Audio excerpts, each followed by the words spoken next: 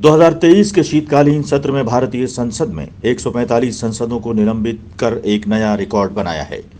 भारत में इसको लेकर रोमांच पैदा हुआ है। वहीं विदेशों में जबरदस्त प्रतिक्रिया भारत को लेकर हुई है। यह भी कहा जाने लगा है कि मोदी जी जो कहते हैं वो करते नहीं हैं और जो करते हैं वो कभी कहते नहीं हैं। भारत के लोकतांत्रिक इतिहास में पूरे सत्र के लिए इतनी बड़ी संख्या में कभी सांसदों को निलंबित नहीं किया गया। न ही इतनी तल्खी सत्ता पक्ष और विपक्ष में देखी गई जो ठंड के मौसम में दिल्ली में देखने को मिली है। रही सही कसर उपराष्ट्रपति और राज्यसभा के सभापति जगदीप धनखड़ की मिमिक्री ने पूरी कर दी है। संसद के बाहर निलंबित सांसद प्रदर्शन कर रहे थे। सांसद कल्याण बनर्जी ने उपराष्ट्रपति की भावभंगिमा का स्वांग प्रदर्शन करते समय रचा। गोदी मीडिया ने सारे देश में उसे दिखाया। ठीकरा फूटा राहुल गांधी के सिर पर, वो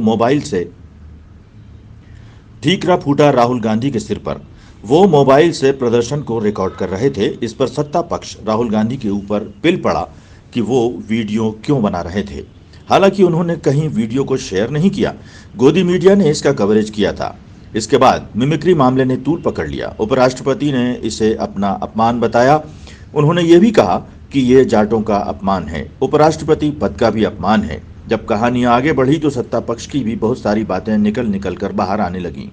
इसमें सबसे ज्यादा केंद्र बिंदु बने उपराष्ट्रपति जगदीप धनखड़। सांसद भी एक संवैधानिक पद पर रहकर काम करता है। जिस तरह से सदन के अंदर आसंदी द्वारा उनके साथ व्यवहार किया जाता है, वो जो बोलते हैं रिकॉर्ड नहीं किया जाता है। बात बात में निष्कासन के लिए धमकाया जाता है। इसके पहले लोकसभा और राज्यसभा में किस तरह की मिमिक्री हुई है, किसने क्या कहा है और क्या किया है, ये सब सामने आ गया। इस सारे एपिसोड में सत्ता पक्ष को एक फायदा हुआ कि सत्ता पक्ष ने सारे बिल बिना बहस के मिनटों में पास कर लिए। बिल बहुत महत्वपूर्ण थे जो बिना चर्चा के ही दोनों सदनों में पास हो गए। सबसे बड़ा नुकसान सत्ता पक्ष को ये हुआ कि उसने विपक्ष को एकजुट कर दिया। इंडिया गठबंधन की बैठक सफलतापूर्वक संपन्न हो गई। सीटों के बंटवारे पर सहमति बन गई। संयोजक पद के लिए भी लगभग सहमति बन चुकी है। सारा विपक्ष एकजुट होकर 10 रैलियां देश के सभी बड़े महानगरों में करने जा रहा है। इसकी शुरुआत पटना के गांधी मैदान से शुरू होगी, जहां से जयप्रकाश का आंदोलन शुरू हुआ था। विपक्ष की इस लड़ाई का केंद्र बिंदु भी अब पटना का गांधी मैदान बनने जा रहा है। सत्ता पक्ष से लड़ने के लिए अब विपक्षी दल भी त्याग करने के लिए तैयार हो गए हैं। प्रधानमंत्री पद को लेकर चेहरे के रूप में अब कोई झगड़ा नहीं होगा। चुनाव के बाद ही नेता का सर्वसम्मति से चुनाव होगा।